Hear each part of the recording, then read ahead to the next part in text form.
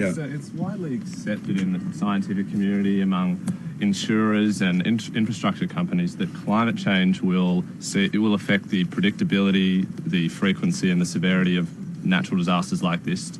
Do you think that Australians should prepare for things like this to happen more? Are you concerned that they'll happen more as a result of climate change? Well, mitigation, certainly larger and more frequent storms are one of the consequences that the climate models and climate scientists predict from global warming. But you cannot attribute any particular storm to global warming. So let's be quite clear about that. And the same scientists would agree with that point.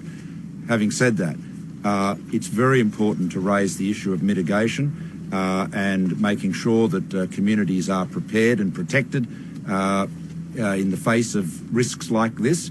And you've seen in Launceston, where we were earlier today with the local member, Andrew Nikolic, and you saw the way in which the chairman of the Launceston Flood Authority acknowledged that the way in which both the state, the council and the federal government have funded the removal of silt from the Tamar River has played a big part in mitigating the consequences of a flood, and this flood in particular.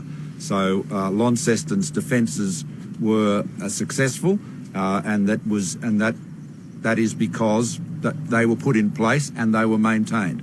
So one of the important things to do after every a natural disaster like this is to re-examine the mitigation measures you have and learn what lessons can be drawn from the event and make sure that they are better prepared, if they need to be better prepared, for the next one.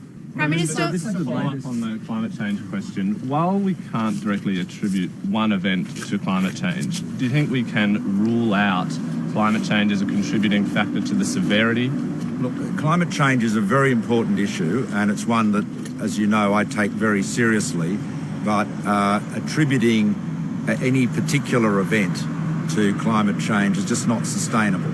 But there is no question that we live in the land of droughts and flooding rains, and fires too.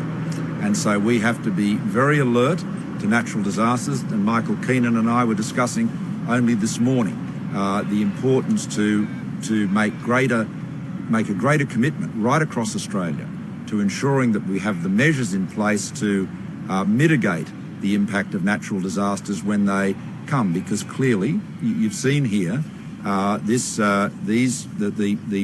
dairy farmers that we all met with earlier today at the council chambers they and their families have lived on the Mersey River, the river here, for generations. So they've got a lot of local knowledge going back many, many years. They have never seen as much water move as quickly as this.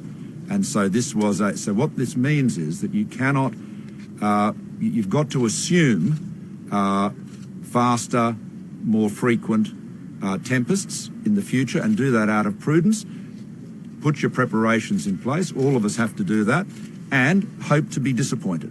You know, hope that those precautions will never be needed. But it is plainly that, you know, this has plainly been a very, very rapid event. They have never seen. These are people that really know this river. They know it's their home. They know this river better than anyone. They have never seen so much move so fast here in generations.